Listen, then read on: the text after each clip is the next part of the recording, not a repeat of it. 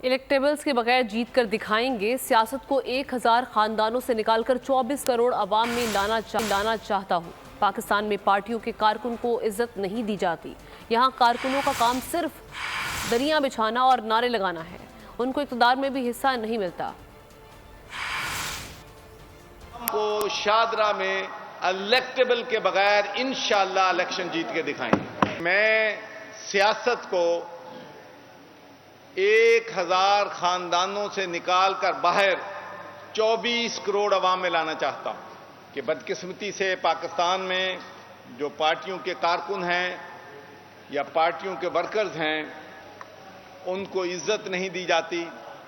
उनका काम सिर्फ दरियां बिछाना है, नारे लगाना है, उन्हें इक़्तिदार में भी हिस्सा नहीं मिलता। तो तारिक बशीर चीमा साहब चूँकि फेडरल मिनिस्टर भी हैं, इसकी वजह से उनकी मसरूफियात जो हैं बहुत ज़्यादा हैं, अपने हलके में भी काम उनके बहुत ज़्यादा हैं, लेकिन वो पार्टी के साथ बिल्कुल नाराज़ नहीं।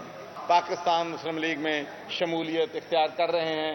मैं इनको दिल की गहराइयों से मुबारकबाद देता हूँ और खुशामदीद कहता हूँ।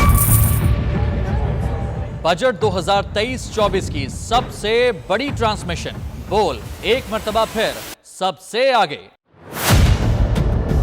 वजीर खजाना की बजट तकरीर की सबसे बड़ी कवरेज, 62% अवाम ने देखा बोल की स्क्रीन पर। Welcome back to the budget transmission.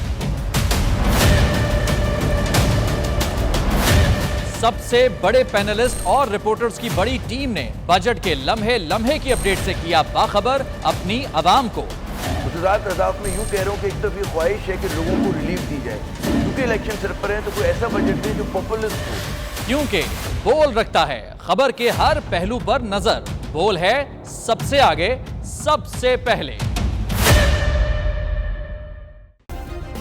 Subscribe करें और बेल दबाएं ताकि कोई खबर रह न जाए।